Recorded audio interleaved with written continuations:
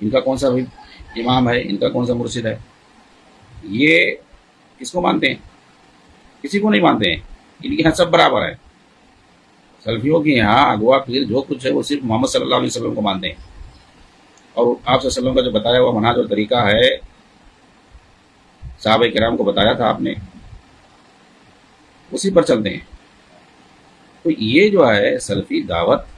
یہ اور دیگر دعوتوں کی طرح سے نہیں ہے کہ جو اپنا ایک خاص مخصوص بنائے ہوئے کچھ اصول اور ضابطوں کے مطابق وہ دعوت دیتے ہوں۔ جی ہاں، وہ ان کا ایک اپنا قول ہوتا ہے، اسی کے اندر محدود ہو کر کے وہ اپنی دعوت پیش کرتے ہیں پبلک کے سامنے، چاہے وہ مودودی جماعت ہو، اس کا اپنا ایک اصول اور ضابطہ ہے، اسی روشنی میں وہ لوگوں کے سامنے آتے ہیں۔ اخوانی جماعت ہے عربوں میں، ان کا اپنا ایک ضابطہ ہے، اصول ہے، اسی شکل میں وہ آتے ہیں، اسی لٹریچر کو لے کر کے، انہی اصولوں کو لے کر کے، انہی افکار اور ضوابط کو لے کر کے۔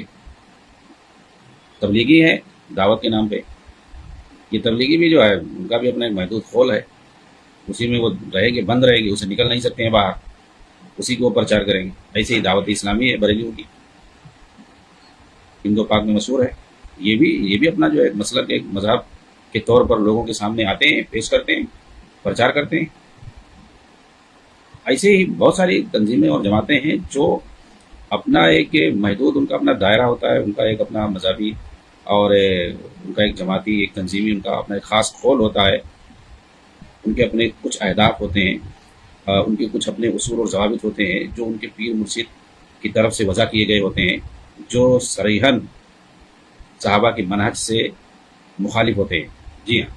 تو وہ جو ہے اس فکر کو لے کے آتے ہیں، ان کی اپنی ایک خاص فکر ہوتی ہے جس کا وہ پرچار کر رہے ہوتے ہیں، اور اسی کی طرف دراصل وہ دعوت دے رہے ہوتے ہیں، لیکن نام لیتے ہیں دین اسلام کا۔ جی ہاں، یہ اصل۔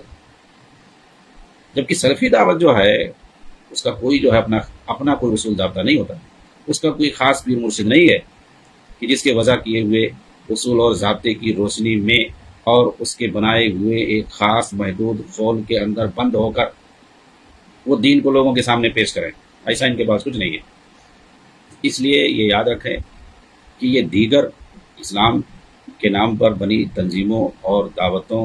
کی طرح نہیں ہے، ان سب سے یہ الگ ہے۔ سلفی دعوت ان سب سے الگ ہے، اور اسی میں یہ ممتاز ہے، یہ اس طور پر کہ یہاں جو ہے یعنی سلفیوں کے یہاں ولا اور برا جو ہے یہ کتاب و سنت اور فہم سلف پر قائم ہے۔ یہ کسی خاص معین شخص، کسی معین جماعت اور تنظیم، کسی معین افکار اور نظریات پہ قائم نہیں ہے جیسے دیگر تنظیموں اور جماعتوں کے یہاں ہوتا ہے۔ ان کے یہاں ولا اور برا، خاص طور سے میں اخوانیوں کا نام لوں گا کہ ان کے یہاں ولا اور برا، دوستی اور دشمنی کتاب و سنت پر مبنی نہیں ہوتی ہے سلفیوں کی طرح سے، بلکہ جماعت ان کی ہوتی ہے۔ مطلب یہ ہے ولا اور برا جو ہے ان کی یہاں ان کی جماعت مقصود ہوتی ہے، جماعت پر قائم ہوتی ہے، یہ عقیدہ قائم ہوتا ہے، یعنی ان کی جماعت کا جو ساتھ دے، ان کی جماعت اور ان کی تنظیم میں جو شامل ہو وہ اس سے محبت کریں گے، وہ اس کا ساتھ دیں گے، اس کا سپورٹ کریں گے۔ لیکن جو ان کی جماعت کے خلاف ہو، ان کی، اور خاص طور سے جو ان کی جماعت کی جو ہے مخالفت کرے، تو یہ اس سے دشمنی کریں گے۔ یہ ہے ان کے یہاں ولا اور برا۔ جی ہاں، ان کے یہاں ولا اور برا اسی کا نام ہے کہ ان کی جماعت کے جو ساتھ ہے، ممبر ہے جو ان کے ساتھ دیتا ہے تو اس کے لیے ولا ہے، اس کے لیے محبت ہے،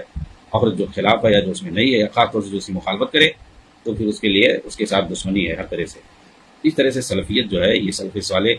کے صحیح عقیدے اور منہج کا نام ہے، چنانچہ جو سلف صالحین کے عقیدے اور منہج پر قائم ہوگا وہ سلفی ہوگا۔